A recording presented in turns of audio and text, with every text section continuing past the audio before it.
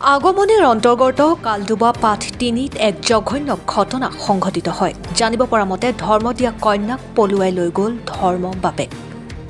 কালডুবা পাঠ ৩ বাসিন্দা খয়বৰালীৰ পত্নীক পলুৱাই লৈ গ'ল কালডুবা পাঠ ৩ বাসিন্দা আনাৰুল মণ্ডলে। আনাৰুল মণ্ডল আৰু ফজলিমা খাতুনৰ সম্পৰ্ক কি জানিলে আপুনিও আচৰিত হ'ব।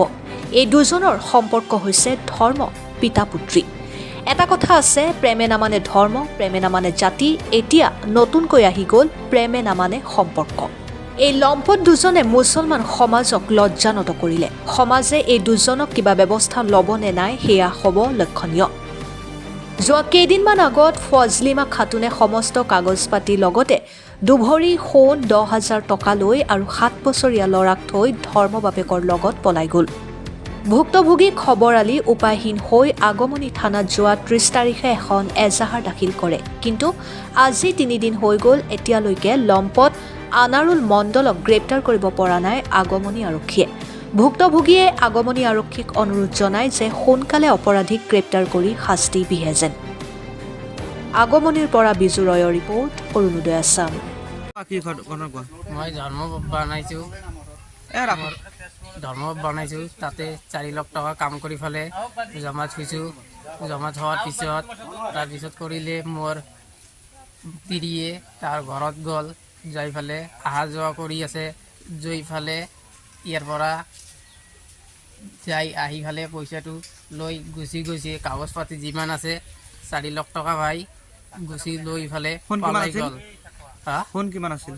ফোন আছিলে 2 ভৰিমান আছিল, লৈ ফালে পলাই গুচি গ'ল।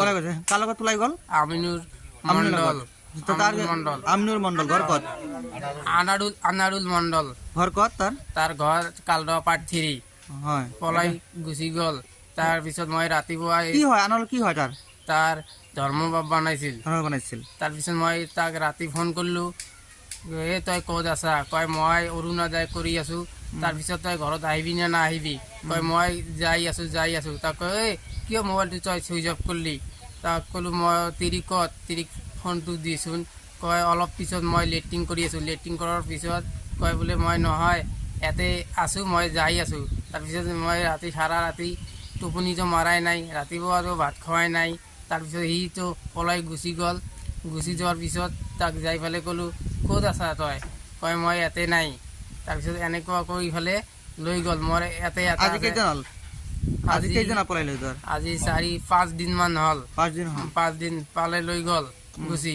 মোৰ ল'ৰাটোৰ এতিয়া কি ভৱিষ্যত হ'ব? ল'ৰাটোৰ বয়স কিমান?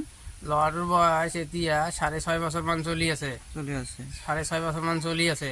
তেনেহ'লে বাপেকৰ লগত পলাই গ'ল? তাৰ ধৰ্ম বাপেৰ লগত পলাই গুচি লৈ গ'ল ঘৰৰ পৰা। ৰাতি লৈ গৈছে নেকি? ৰাতি লৈ গৈছিল, ৰাতি পলাই লৈ গৈছিল। এজাহাৰ দিছে থানাত? এজাহাৰ মই দিছোঁ। মই যেইদিনা আহিছোঁ আহি পেলাই 3টা বজাত এজাহাৰ মই দিছোঁ থানাত। এতিয়া কিবা পুলিচ জনাব, আৰক্ষীক জনাব কিবা? আৰু কিবা আৰক্ষীক কিবা ক'ব? কম আৰু তাক ইয়াৰ মোক প্ৰতিশোধ লাগে। ৰাইজে আপুনি কি কয় আপুনি চাই লওক। পলাইছে? আনাৰুল মণ্ডল কাৰ লগত পলাই গৈছে ইয়াৰ বিষয়ে কিবা ক'ব নেকি আপুনি? জনাব। এইটো আনাৰুল মণ্ডল ই বোলে ধৰ্ম বাপ হৈছে। বহুত দিন তাৰ ঘৰত যাই আহিছে, খাই উঠে গৈছে। হঠাৎ কৰি কিনি আনাৰুল ধৰি পালাই গ'ল। কি হয় সম্পৰ্ক? কি হয় সম্পৰ্ক? বাপ বেটি, ধৰ্ম বাপ।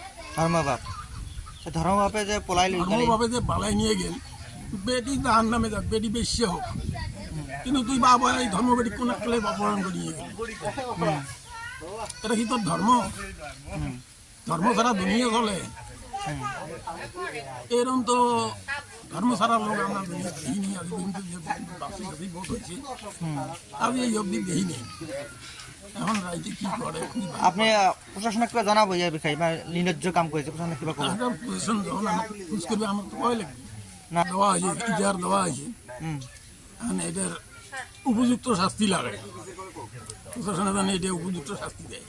যাতে এনেকুৱা কাম যদিও নহয় যাতে এনেকুৱা কাম আৰু পৃথিৱীত না হয় মানুহ একটা বেগুন শিক্ষা হয় ইয়াতে বুকে মাৰ